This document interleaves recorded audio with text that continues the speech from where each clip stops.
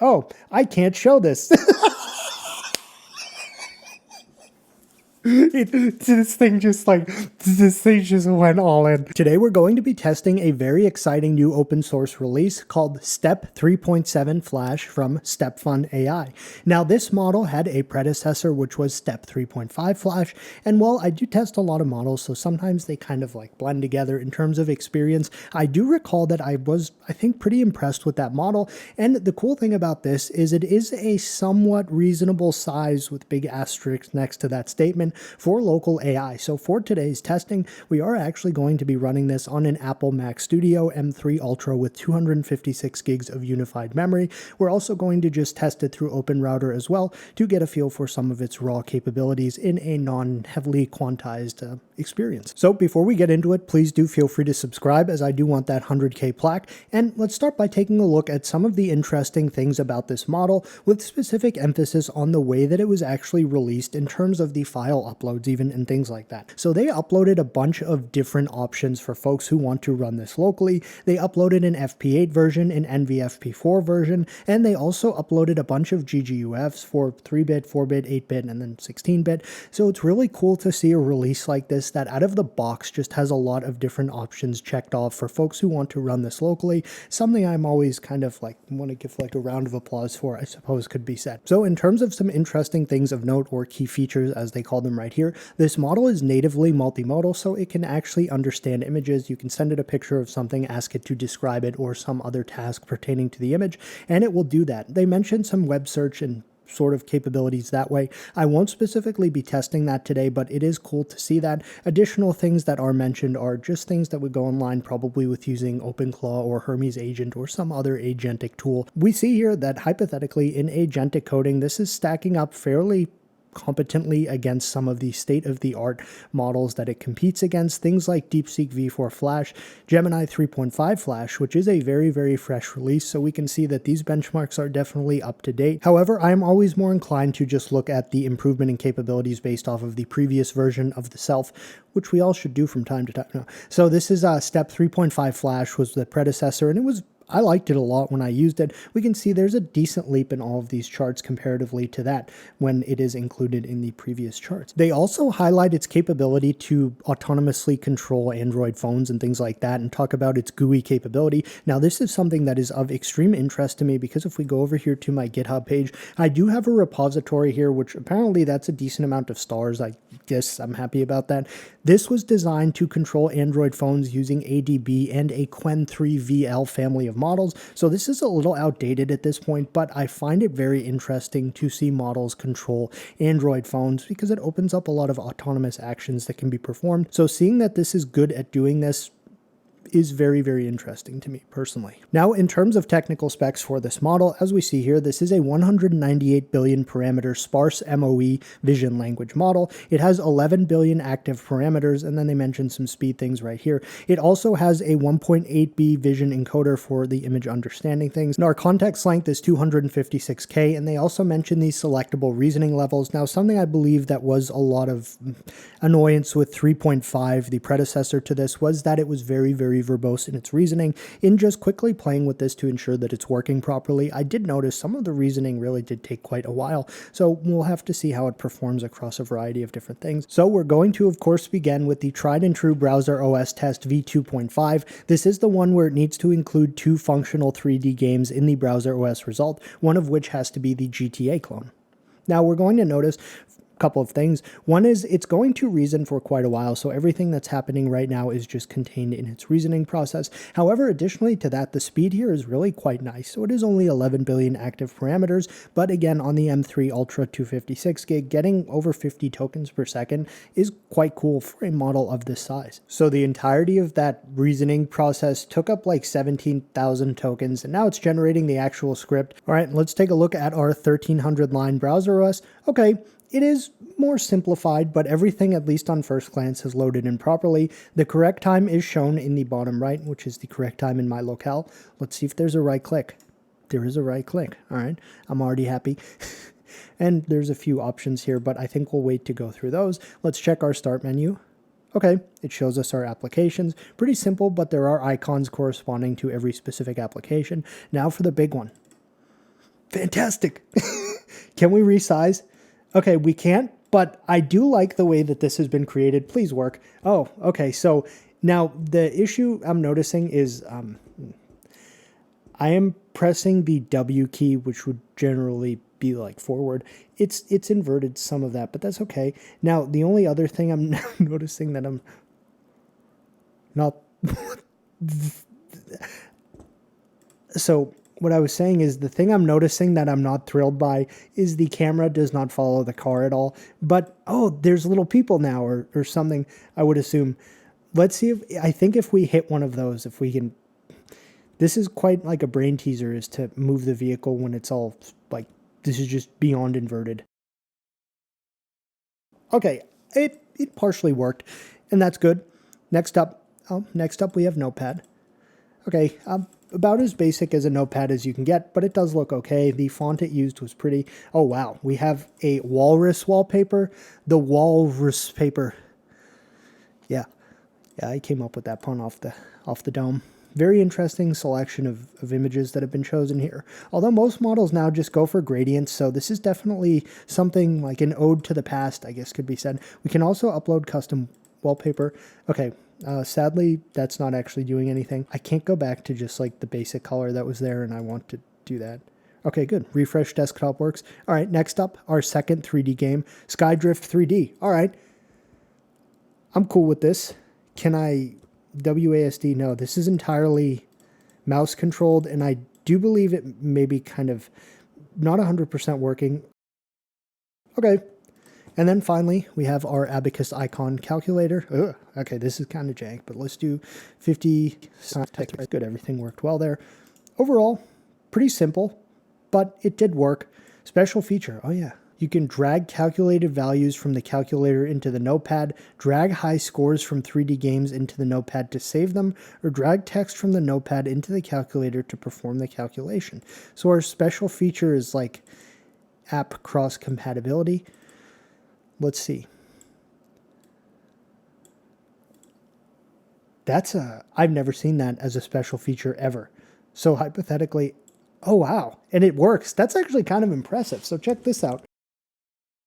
All right, well, it kind of worked, and that was a very, very interesting special feature, one that I've never before seen. Next up, I'm going to give it the beautiful static subway scene prompt. I am going to split these back into two prompts, where first we just have it generate the beautiful scene, and then following that, assuming things go well, we turn it into a sick FPS. Okay, I was a bit concerned just based off of the preview that the Mac Finder was showing me for this page. First thing to do here is to just go into the developer console and see if there's any blatant errors that can be given to it.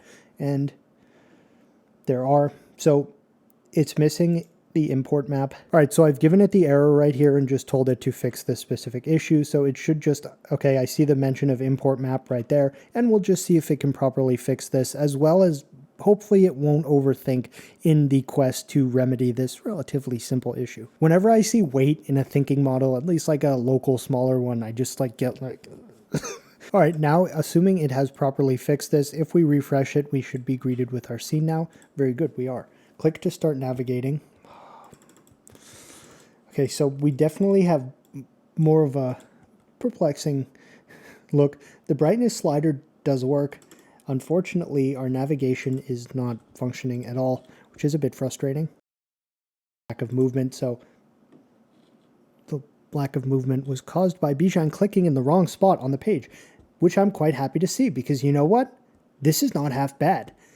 I think the bar now is basically like the Quen 327B test in terms of a local model, but I'm going to say this is, in its own right, it's not bad. It's drawn a subway train, and if I did not have that model to compare this against, I would be quite thrilled with what I'm seeing right here, truthfully. It does have, okay, line 1 blue. That's actually properly listed. Oh, those are advertisements. Okay, that makes a bit of sense. I would assume that this is the subway car right here. Not every model actually draws the subway car in the subway station because it's not specifically denoted in the prompt.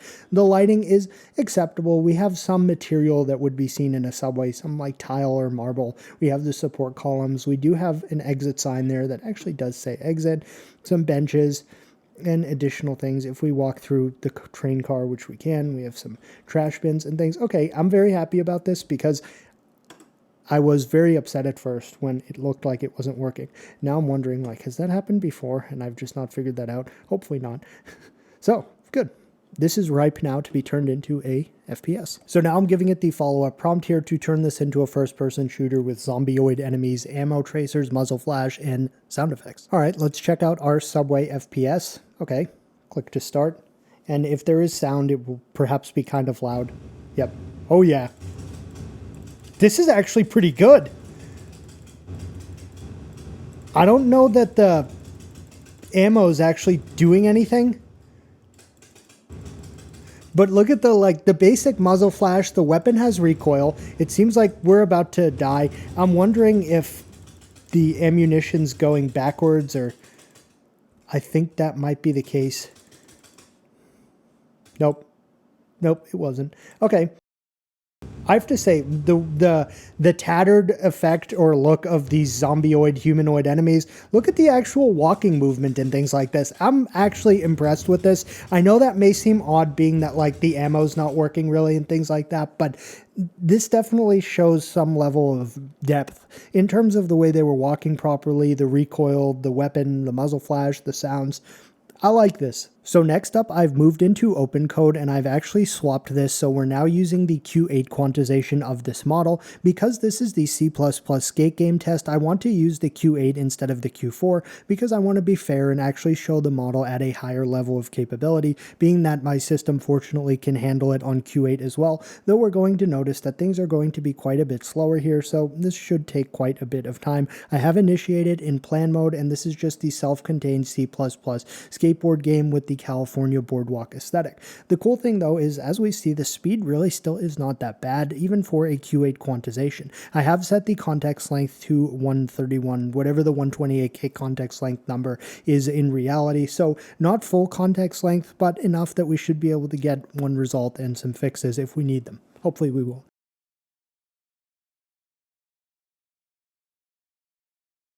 Alright, so after what seemed to be like it totally froze up, it just basically, it must have stopped streaming for some reason momentarily, and now it's given us our entire plan. So it's saying, would you like me to proceed with writing the completed game code?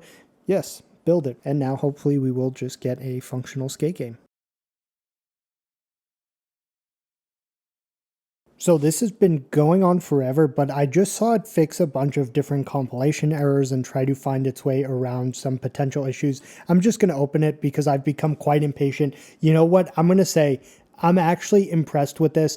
Yes, the boardwalk looks funky and things like this, but the amount of work that this took to get to this point even, it did a lot of troubleshooting. It demonstrated some interesting macOS specific knowledge. It installed some specific dependencies by itself that it needed to.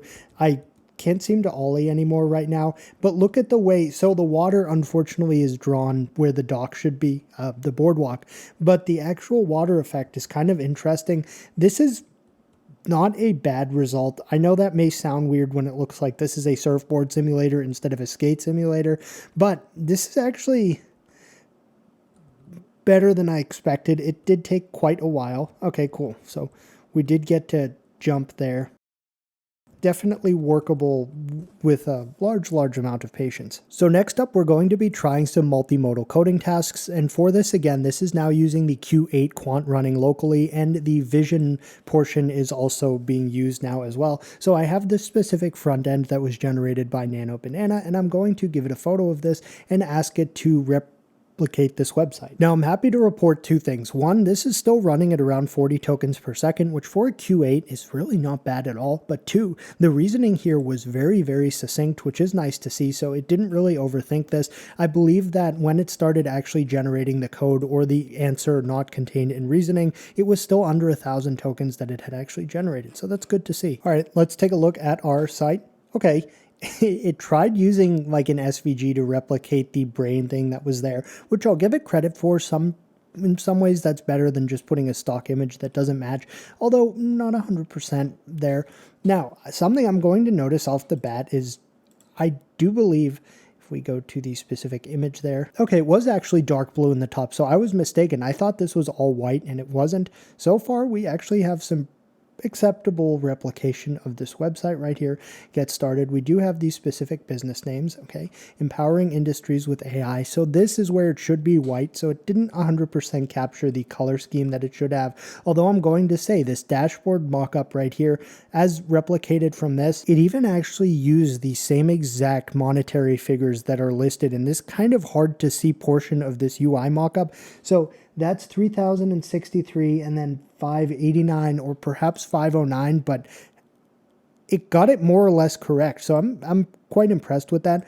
Oh, if these were interactable, you know what I mean? That would have been really cool. But still, this is a nicely done dashboard right there. Okay, and then pretty simple when it comes to the footer. Overall, though, not bad, and it actually showed some interesting capability in terms of more or less getting those monetary figures right from what is really a kind of hard to see source. I'm now going to try the Flight Combat Simulator game, as it'll be interesting to see how the Q8 handles some simple 3D games. All right, here is our Flight Combat Simulator result. Okay, on first glance, I'm slightly concerned, but let's just, okay, yep, my concern was justified. It's frustrating because I saw in the Local Llama subreddit someone had generated a simple flight game with this, and it was actually pretty good. And I believe they were using the 4-bit quant, but this is not right. I'm not, that's just bad. And it shouldn't be. So to be honest with you, that airplane result was just suspiciously bad, so I've gone to OpenRouter and run the same exact thing. Okay, good. Well, now we know that the local configuration that we're using in Q8 is rather fine comparatively. I just wanted to ensure that there wasn't like something highly amiss, because that result was initially pretty disappointing. Though when testing it through OpenRouter, which is being served by StepFun themselves at FP8, it kind of was the same level. So okay, so let's try some creative writing. I have given it this AI generated photo and told it this is the cover for an upcoming mystery/suspense novel. Generate a summary of the story as well as the title. I am going to just basically collapse the reasoning pane here, and we'll wait till we get a final answer and just see what it comes up with. Title: The Still Point. Summary: Arthur and Clara Voss are the picture of domestic tranquility in their historic upstate home. To the neighbors, Arthur is the jovial, easygoing husband, always ready with a smile and a helping hand. His arm around Clara in this very portrait is a testament to his devotion. Clara, a former librarian with a sharp mind and a watchful eye, is the perfect wife, though her expression in this photograph hints at a deep, unspoken exhaustion. Yes. The truth, however, is far darker. Clara is the keeper of a devastating secret. She knows exactly what happened to the local teenager who went missing 5 years ago, and she knows Arthur was involved. What? Arthur, suffering from a rare neurological condition that erases traumatic memories, has convinced himself and Clara that he's innocent, that the blood on his hands was an accident he can't recall. He lives in a still point, title reference of blissful ignorance. But the past has a way of resurfacing. When a new detective arrives in town determined to crack the cold case, the walls of their gilded cage begin to close in. Clara is trapped between protecting the man she loves from a truth that would destroy him and protecting the community from a man who might strike again. As the investigation heats... This isn't funny. I'm laughing at the ridiculousness. As the investigation heats up, Clara must decide if she can continue living the lie or if she has the courage to shatter their perfect world to uncover the horror buried beneath it. The cover captured the central tension of their marriage, his blind possessive comfort against her terrified knowing silence. I did say mystery suspense. This just went full like... That's just not right. It definitely demonstrated some outside-the-box creative thinking here. I would not have expected that. I would have thought, like, I don't even know. Not that. After the Flight Combat Simulator disaster, I am a little concerned about doing the 3D printer sim, but really I just want anything to get my mind off of that highly disturbing previous creative writing result, so we'll see what we come up with here. So here is our 3D printer result. You know what? That's actually not bad, I think. Okay, I need to stop speaking before I've had an accurate chance to actually assess the result, but on first glance, it is a properly drawn Core XY. We do have the build plate that's somewhat correct. Now, the concerning thing is the build plate is heating up there, which is interesting. Oh my, look at this, look at that little nozzle. All right, the pieces are there. I don't know that they're all 100% put together in the correct spot, but it is actually showcasing something. So I do believe these lines are actually growing. Let's just, oh, okay. So I'm not quite sure what that is, but it kind of, let's just do circle. Speed is 10. I do like the build plate heating up, that it's changing color like that. Good. The circle looks pretty good. The nozzle's a bit odd, admittedly, but okay, but the height is going up. I think we can just stop that one now. It was making me uncomfortable for some reason that I can't quite put my finger on. And we'll finally see the triangle. Okay. Oh, wow. And that one finished. So the circle was definitely the winner here, but overall, this is definitely a workable result. Now I want to just try some role play.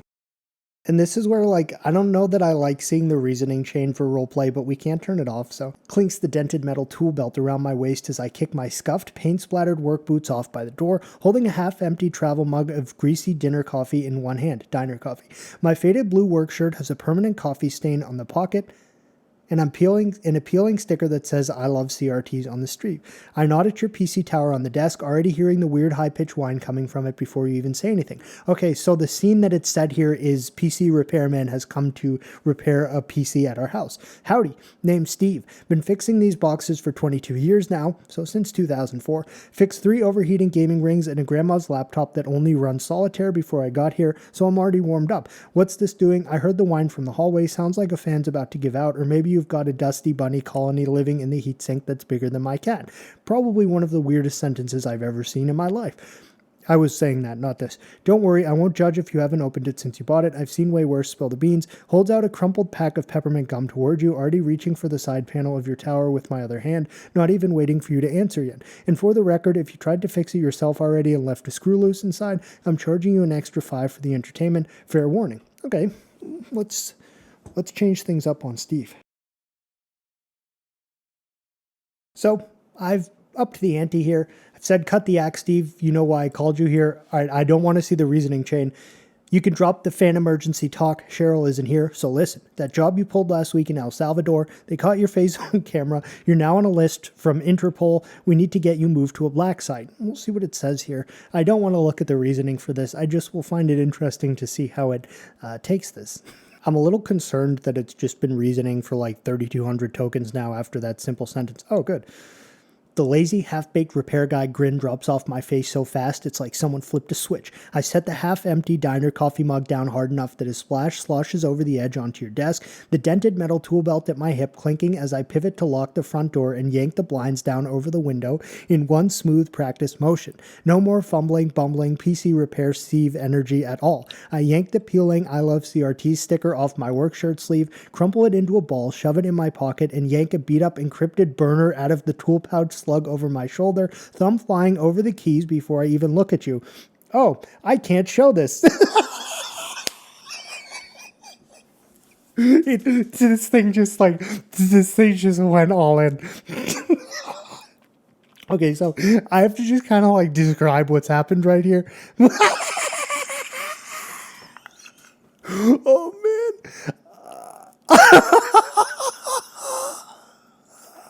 Okay, so this is the greatest role-playing model I've ever seen in my life based off of this one paragraph. I'm going to just give you like a summary. Thought I had those security cams looped for 12 full minutes after I wiped their financial servers in San Salvador last week. I had the balaclava on. That cam was supposed... Okay, I can't say that. Picked up at a gas station. Should have flagged Cheryl was out of commission. I would have brought the extra mags. He stops typing, stares at you, jaw tight, the callus on his thumb from years of picking tiny motherboard screws visible as he grips the phone. The high-pitched fan whine from your tower is still going. Neither of us even notices it now. I didn't get a clear shot of the server room. I wiped every local drive. I left the decoy rig back in the office, loaded with dummy transaction ledgers to make them think I was a low-level IT guy, not the guy who pulled the job. What did I miss? And for the record, if this is a Fed trap, you know I've got a suppressed Glock 19 taped to the underside of this exact workbench, right? The black site. Who's running it? The same crew that handled the Mexico City extraction last year? Because if it's the feds, I'm out. I'd rather take my chances with Interpol than get rendition to a black site and never see the light of day. I I don't believe I've ever encountered a model that just is like this unhinged at roleplay, but in a really good way. So for those folks who are interested in roleplaying, it's freely here, like saying bad words that I regrettably I can't showcase, and it's just this thing's gold.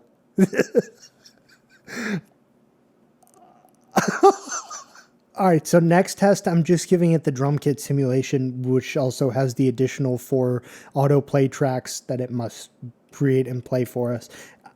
That previous roleplay test was fantastic. So far, okay, so I can't move the camera around the screen, regrettably. Sometimes you can, sometimes you can't. We do see there are symbols drawn. It did do metallic material for those. Unfortunately, the kit is not really arranged in a proper way, but nonetheless, let's ensure that the sound works, and this should be a bit louder.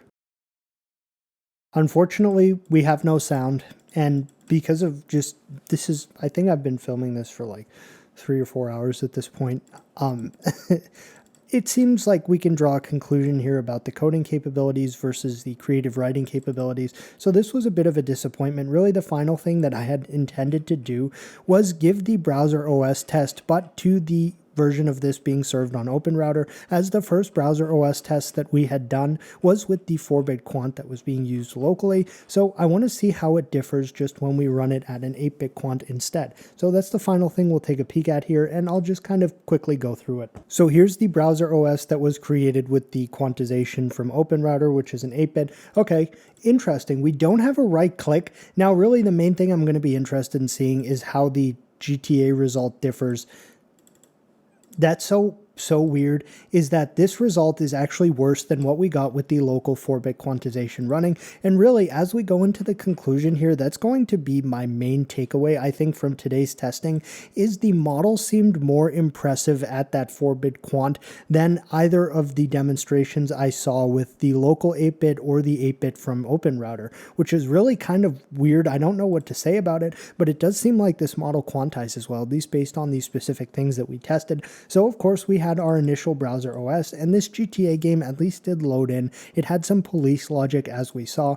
That was not bad. Next up, we had our subway station, which was actually, it was very simple. However, it did work, and there was initially an error here that prevented this from working, and the model did fix it. So basically this, and then our game, which unfortunately the ammunition didn't work, but it did properly put in like zombioid enemies and things like that. The way they were walking, as well as the outfits that they were wearing, were very fitting of this style. So both the subway station results as well as the initial browser OS result were done with the 4-bit quant. Following that, we swapped into OpenCode and we tested it with the local 8-bit quant in doing the skateboard game. Now this took a very long time, but it did show some proper adherence to being able to check what dependencies the system had. It even went ahead and installed some pertinent things using Brew on this Mac. It had a decent grasp of what some of the Mac specific things that would be needed were, and overall, while this is still a buggy result, it shows some promise in my opinion and showed a decent foundation that could be worked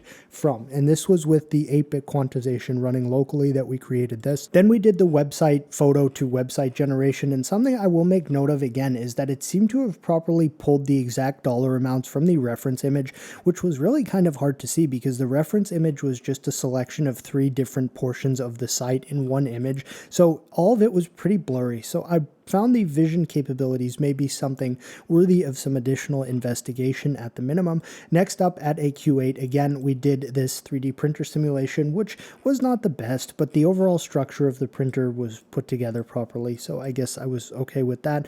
The drum kit was a big disappointment because unfortunately the sounds didn't work, so we couldn't really get to play it, and that kind of just ruins that.